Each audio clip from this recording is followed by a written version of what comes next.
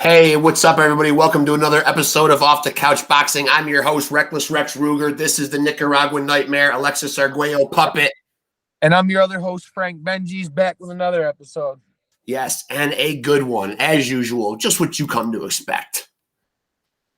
No surprises. No surprises at all. Where is he? There he is. Can you hear us? What happened? We lost him? Technology already, man. See that? You just tap the screen and then hit the button that's a microphone. At the bottom of the screen, there should be a microphone. There you go. There you go. Do we got you? Do I turn it around or something like this, or no? You look pretty good right there. Yeah, angle up a little bit more. Yeah, you look pretty good, man. Let me. Can you see me there or no? Yeah, there you go. Yeah. You should know about that stuff, man. You're a TV professional as well. Well, I only know when they hand me the mic, and I know what you say and what to talk about and talk boxing. But yeah, and I thought you were like Eminem when I saw you. He must be talking about you, man. Yes. You do look with the hood. A reenactment of 8 Mile. It's really just I got one shot. I got 4 kids, and I'm outside in my car doing this, and I live in upstate New York, and it's freezing. It's upstate New York. I was telling your dad about Lake Placid, New York. I was there.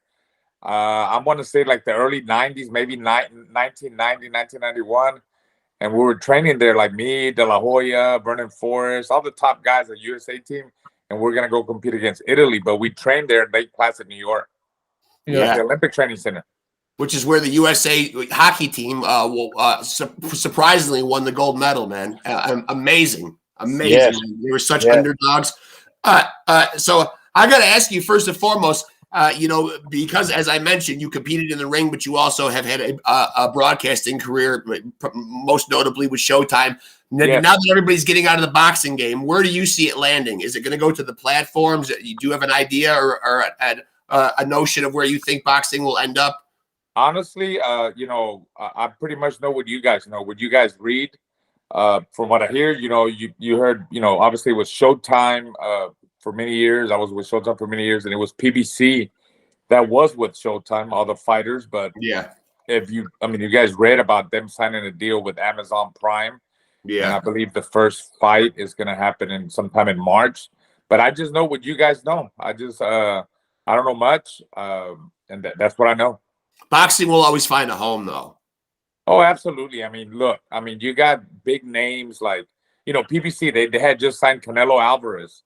When he fought Charlo, right? They signed him to a 3-fight deal. They have Tank Davis.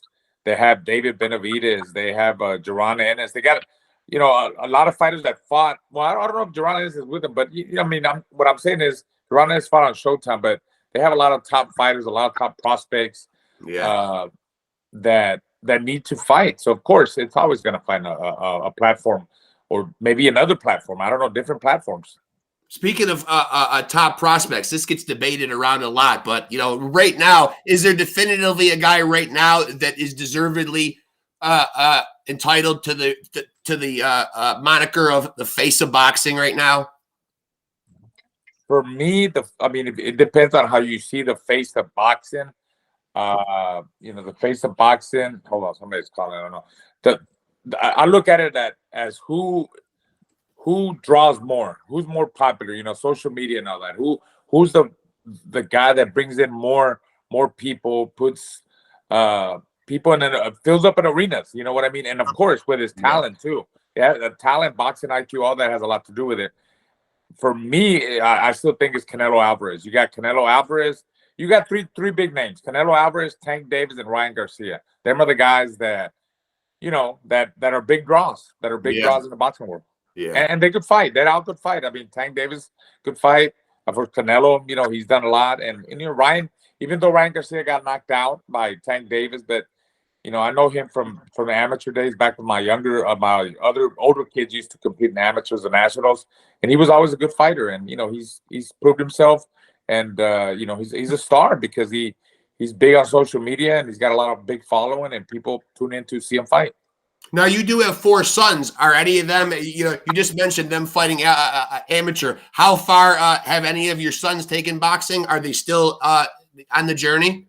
Yeah, absolutely. Well, my oldest son, Raul, he tried boxing, and, he was an amateurs and never really, he got to the nationals and he was an okay fighter, but, the discipline, dedication, he didn't have it.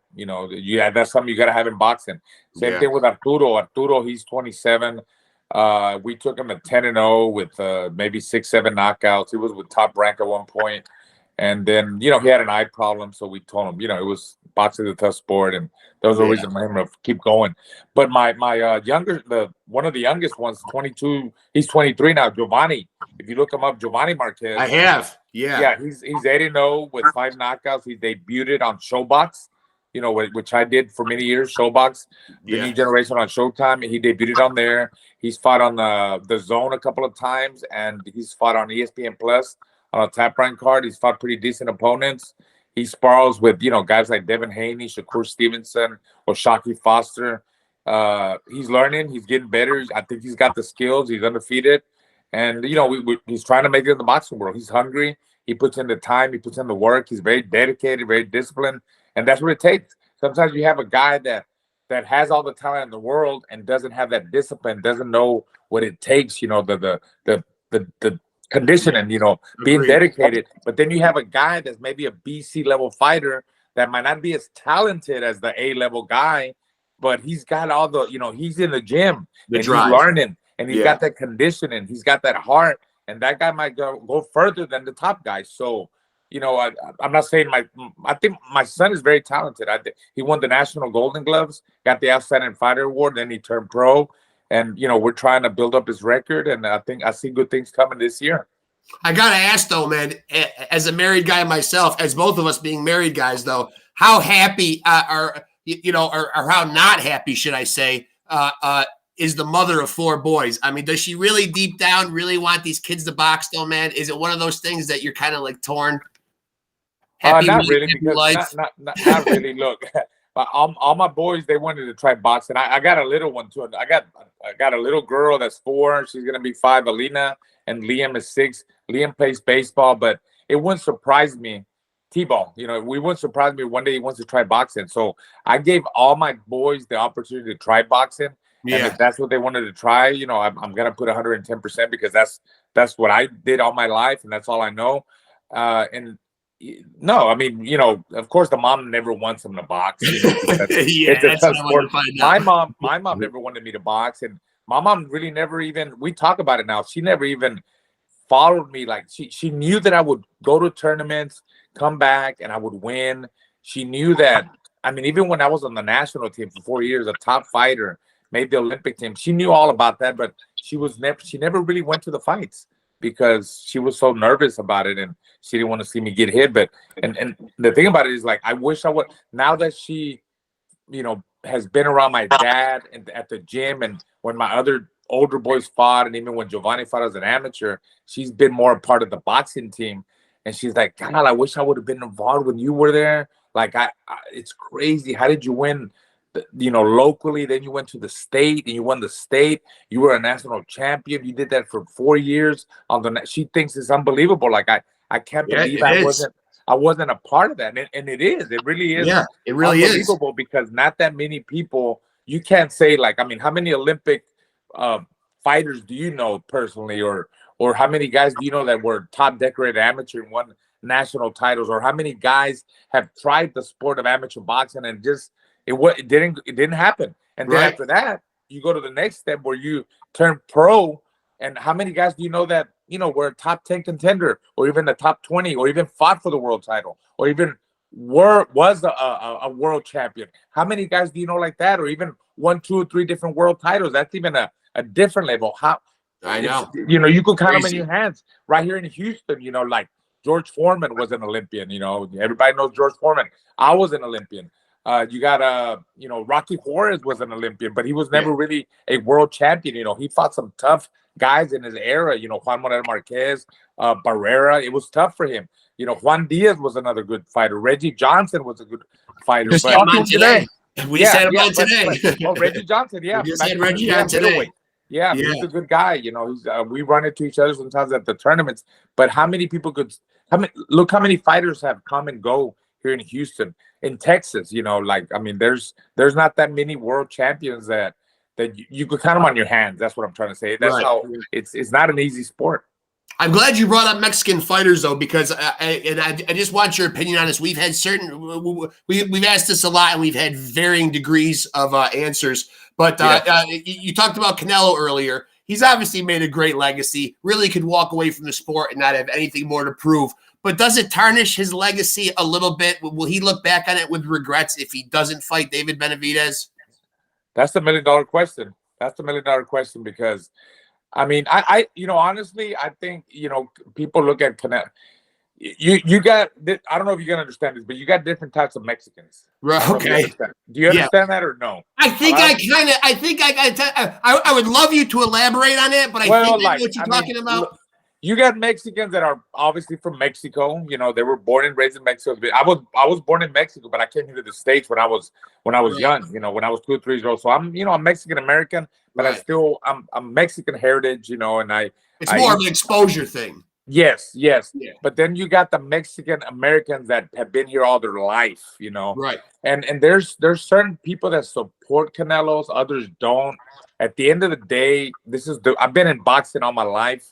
Ever since I was 7 years old, amateur, now, turned pro, was a world champion, been doing broadcasting for so many years, 25 years, even when I was a fighter, I was doing broadcasting. Amazing. So I got a lot of experience and I've seen a lot of fighters come and go. Seen a lot of fighters grow, prospects grow up to become world champions.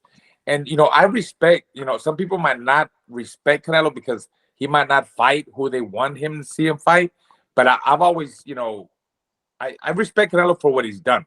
Absolutely. He's a big draw. He's got a big following.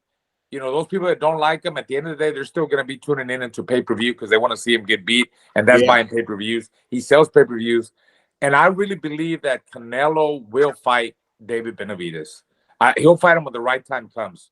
When the right time is for him, business-wise, he's a businessman too. Boxing now is a business. It's not like, I'm gonna be honest. When I fought in the early '90s into the early 2000s, whatever, when I fought, my mentality, it wasn't business for me. It was like, I'm gonna fight King Kong to beat King Kong. I fight the best to be the best. I didn't care. Yeah. I'm not gonna I could have milked my title and fought, lesser name, lighter opponents, and but that wasn't my character. It's commendable.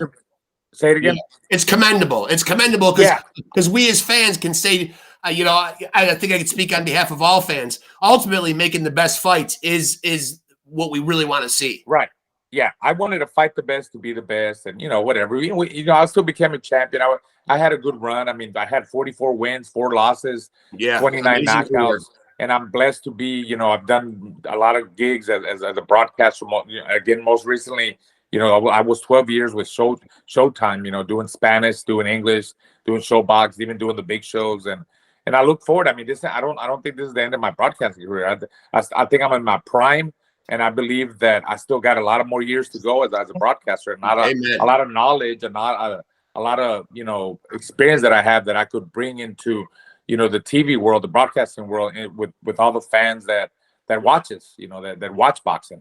Yeah, I'm glad you said that because I was going to ask you if you were still interested in broadcasting and working for Prime or whoever took the. Oh yeah. There's opportunities there. There's, my main priority right now, since I was with PBC, Showtime. The show PBC was the promoter for Showtime, and I was with them for 12 years. My priority is to hopefully land a spot with Prime, doing broadcasting. But have I been called? There's other platforms, lesser platforms that I've been called and see if I'm interested in. and they're calling, we're talking, and we'll see what happens. I know soon, it's the first week of the year. I think this week coming up is the second, third week. I think we're getting closer to finding out what's going to happen with the whole PBC Amazon Prime deal and other deals that might arise, because it's we all know that the fighters have to fight. They're the fighters, all the stable of fighters that PBC has, they have to stay busy. They have to, right. They can't just be waiting around. They got to fight somewhere. They got to fight somewhere. So we know in March things are going to go down, and we're all waiting. But that's my priority. I really enjoyed working with the Showtime family and all the all the production behind all the talent that was there, and I want the PBC people that were there too. Everybody from PBC, and I look forward to hopefully landing a job there, or getting an opportunity to work with them. I'm gonna miss the wonderful voice of the great Jimmy Lennon Jr. Yeah, he'll pop up somewhere. Oh, Jimmy will be there. I think Jimmy will be there. And Jimmy was just doing something in Japan for New Year's Eve, I believe. And Jimmy's a very busy man. He's a very popular man. He's the best of the best. Him and Michael Buffer. He's a great ring announcer. I respect him a lot. He's a great guy, and he's a great guy. And of course, should you need any work, we were just talking earlier about possibly going with a Spanish version of our podcast. So there you go. We'll just have you interpret the whole show for us in Spanish. That's a possibility. That's a good possibility. We don't pay well though, so you might want to stick with the. But should we want to at least announce the name of our show in Spanish? How would we say "Off the Couch Boxing" in Spanish? Oh, off the couch boxing, like off the couch. Yeah, you're not on the couch. Oh, it's because the wording sometimes is so different in Spanish. It makes sense in English, off the couch. Yeah, boxing. Yeah. But in Spanish, like maybe like something like fuera off the seat, fuera off. You're off the couch, fuera del asiento, like off the seat. Oh, I like the way that sounds. Yeah. Fuera del asiento boxing, like it just, you're out the seat boxing, so like something like that. That sounds smooth. Now we might have to isolate that video clip. You know what? Couch means like sillón. Couch, fuera, out, off the, fuera del sillón. Yeah. Boxing. Yeah. You're out off the couch. I feel bad right now that we have the great Olympian RAUL Marquez on here right now, and you spent more time on this question than any of the other ones, and this is ridiculous.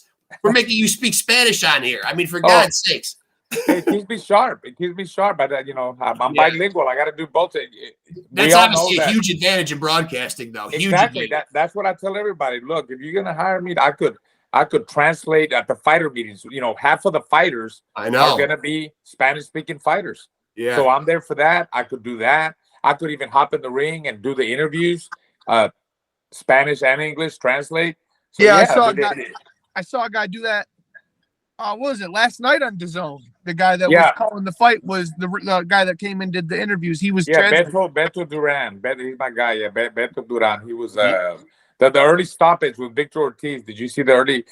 Victor was winning. He was gonna still win, but I think it was a Tony Weeks stopped the fight a little bit too early, man. I don't know. It was a first round. Yeah, I was critical of that. Yeah, last night as well. Yeah, I thought that was a little bit early too. I still think Victor had the momentum going.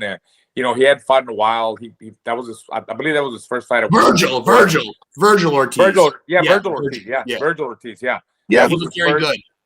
Yeah, he's a good fighter. Fighting at 154 for the first time, but I believe that it was a little bit premature stoppage. Do you think the way we saw Barroso go crazy last night, you think Tony Weeks' stoppage from last year was also a little questionable? Yeah. That was a absolutely gift. I'm not gonna lie. I was very happy for the old veteran. So Barroso, was I. He doesn't look like he's 40 years old. He looks like he's maybe 55 years old or 60. But we all know that power never goes, man. Power never goes. And sometimes when you get that age, like it's hard to pull the trigger. But when he did pull the trigger, he was able to land the missiles. He was able to land the shots, and he definitely got power because his opponent was right there in front of him. As the opponent moved a little bit more, not standing stood in front of him, maybe he wouldn't be able to catch him. But I think his opponent fought the wrong fight. Was right there in front of him to land the missiles. It was not the best coming out party, considering that O'Hara Davies had literally just signed with Golden Boy too. I mean, that's a rough, you could that's tell a rough debut. Yeah, you could tell they were upset, and like the guys from Golden Boy, you could tell like, oh man, what happened? That was a big upset, huge upset. Yeah, but I'm happy for the old man Barroso because when he fought Rollies, man, I was there for that fight. I covered that fight, and I thought it was a premature stoppage, and I thought Barroso was. Man, he was game. He was in the fight. He was doing well. And Rolly has gone on record as saying that he can really punch. That his punch. He knocked Rolly down. Yeah. Let me tell you something. When I saw him in person, you could tell he's heavy-handed. When he hit Rolly, trust me, Rolly, he felt those heavy hands. He felt that power. And I know what it is to feel that power when you're like, oh shit, this guy. I'm in for a long night. yeah. And so lately, and we ask everybody this. Lately, we've obviously seen the big sensation of the YouTube type fights, the Jake Paul type fights. Are you into this because it brings eyes to the sport, or do you think this is really a lot of crap? No, I'm into it. I'm all for it, man. Anything that's gonna help boxing, I'm not against it. The Jake Paul, Logan Paul. As a matter of fact, I did some of their fights, when they were with Showtime, so it's when entertaining stuff. It is entertaining. It's entertaining. I mean, they draw. It's a total different crowd. It's a YouTube crowd. It's not the regular boxing crowd. And someone like Jake Paul, people might think, oh, what is RAUL talking about? Why is he saying that? You know what? I mean, I don't kiss nobody's ass. I'm just saying, someone like Jake Paul that puts the work in. Yeah. He puts the work in, and he wants to learn, and he wants to get better. So you got to respect the guy like that, even though he's got all the money in the world, and because of his social media following, he's a big star. Yeah. I respect the fact that he wants to really be a boxer and learn and get better. So I respect stuff like that. He's also putting people on the cards. He's also putting people on those cards and really getting them some great paydays too. Getting people paydays. The lady boxer, the Puerto Rican lady boxer, what's her name? She's Amanda Serrano. Yeah. Amanda Serrano. She's made a lot of money because of Jake Paul and a lot of other fighters. He creates opportunities for prospects, contenders. Montana Love that fought on those cards. Yeah. Remember we had him on Showbox. He's made some money because of them, and other up and coming fighters and prospects. So you gotta respect that. Are there fights on your own resume? I mean, you got so many great names on there. Is there a name that's missing for you, a fight that you were chasing back in the day with somebody that didn't manifest? Oscar De La Hoya. My Olympic roommate, my Olympic teammate, for whatever reason, I challenged him, it would have been I think when I was a champion, he was looking for another title at another weight class. Yeah. I think it would have been a hell of a fight, a great promotion, because we were roommates, for many years when we traveled on the national team. I got on the national team way before Oscar did, but when he did, we welcomed him, and he became like, a friend of mine. And we were all over, man. Italy, Australia, Germany, all over the United States competing. We always roomed together. We were always hanging out together. We ran together. Everybody knew us.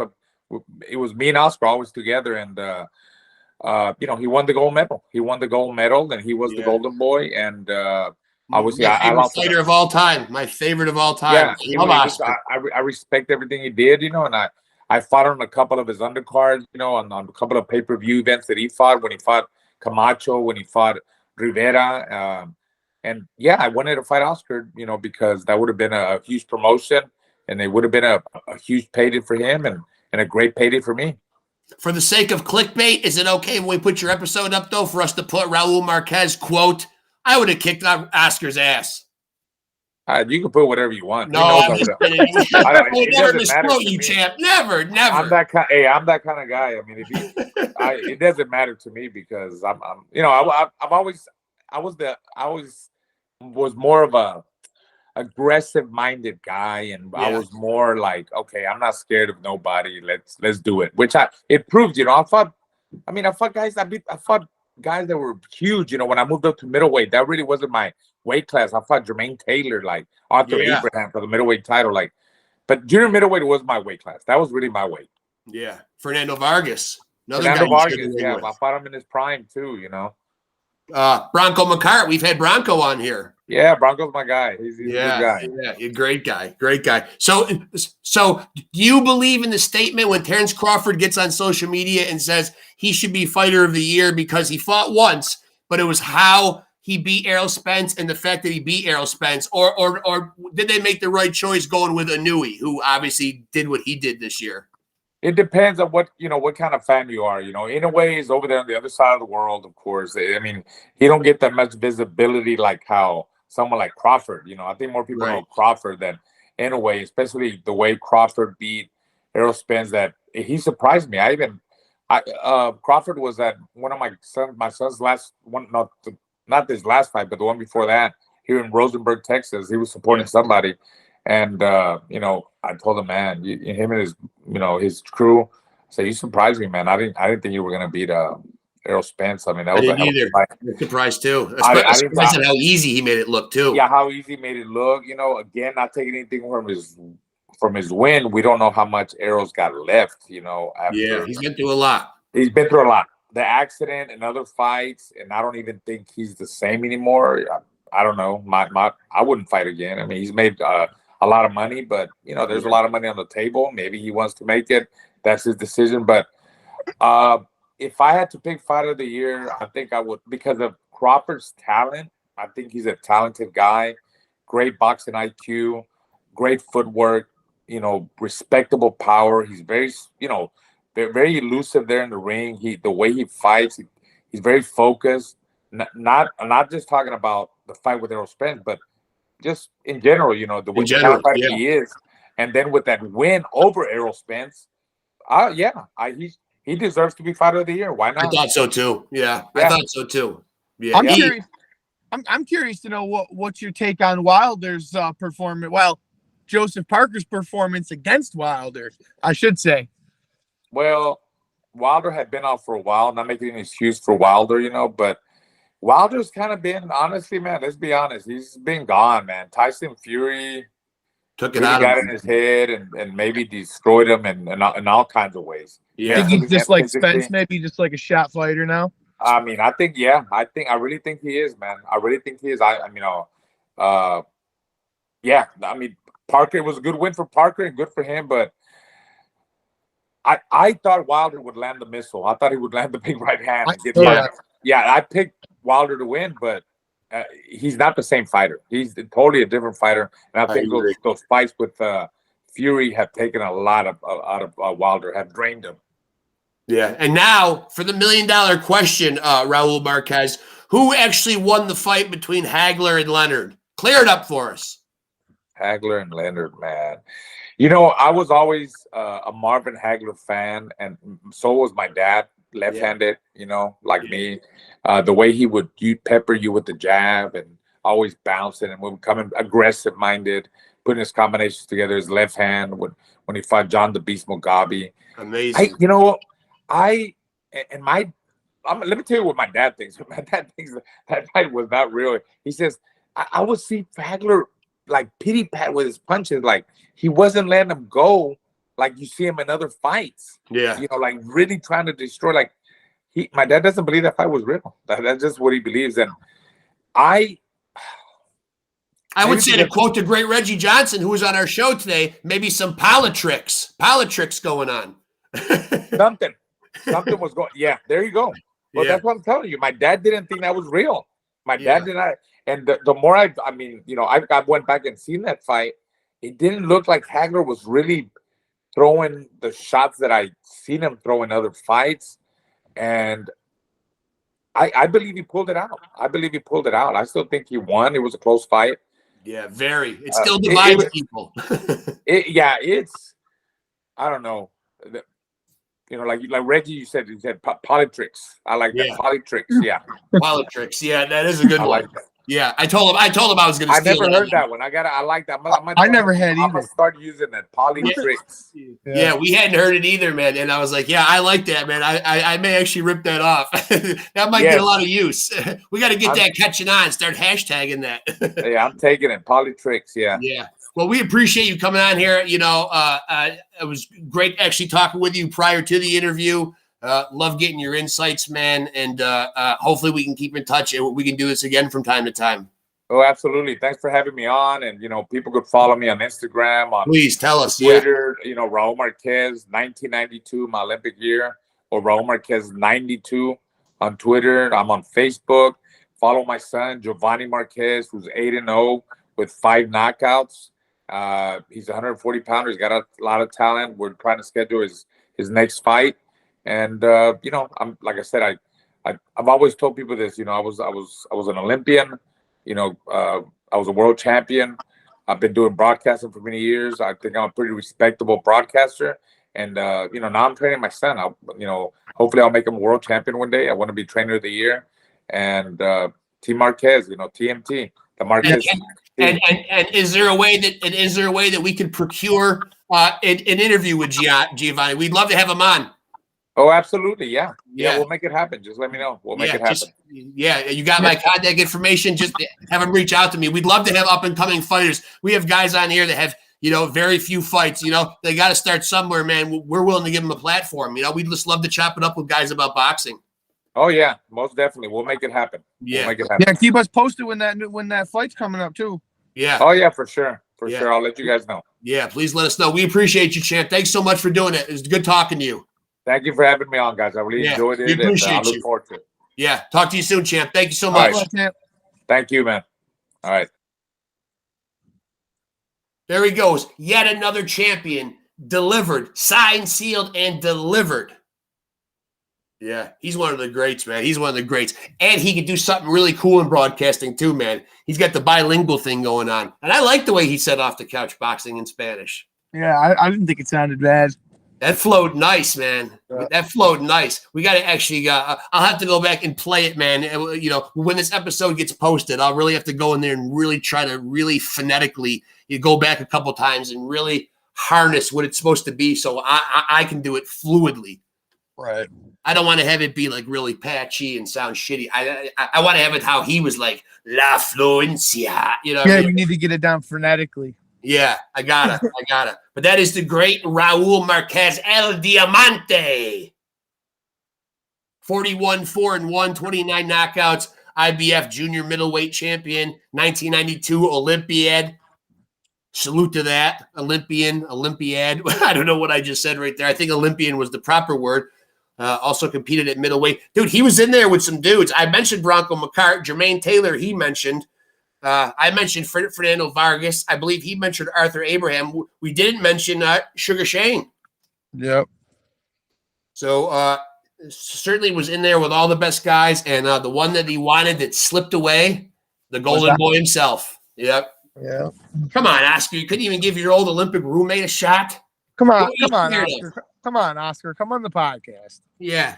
You need to come on and address these charges. Come on and refute what Raul Marquez said. Yeah. I mean, come on, because if not, it's going to go up and be in clickbait infamy forever, man. I don't know what I'm going to post on here, man, but I might just go buck wild and put on here. Well, I guess people will know if they're watching it, but I might just say Raul Marquez, quote, De La Hoya ducked me.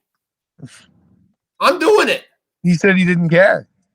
He said he didn't care. I've got him recorded. Say whatever you want. Yeah. All right, done and done. I don't really want to do that to him, man. But I mean, come on. I don't think that's so bad, man. I'd be to say De La Hoya ducked me, man. That's what it sounded like. He said I wanted to fight De La Hoya. De La Hoya was looking to pick up another belt. I had one, and no fight happened. I mean, come on, man. You can't even give your old Olympic pal. Olympic brethren. Your Olympic brethren? I know. Rumi? Huh? Alexis Arguello would have never done such a thing. He would have fought him. Who? Alexis Arguello would have fought him. Oh, man. A showdown like that, man? Marquez versus Arguello? Yeah. That just rolls off the tongue, man. I mean, you put that like somewhere down in Latin America, man. You know what I mean? You get that fight popping down there, man. Get it promoted, man, like crazy. Whoo! That'd be a hot ticket, man. I'll tell you what, man, as much as I hate to say it, this Rolly Romero, Ryan Garcia ticket will probably be a hot ticket, though, man. Young, brash guys. It will. But if you are watching us right now and you have not done so, you need to hit the like, the subscribe, the notification, all that good shit. The trifecta, as we call it in the podcast world. Please hit the trifecta. Shout out Raul Marquez for coming on and giving us some time.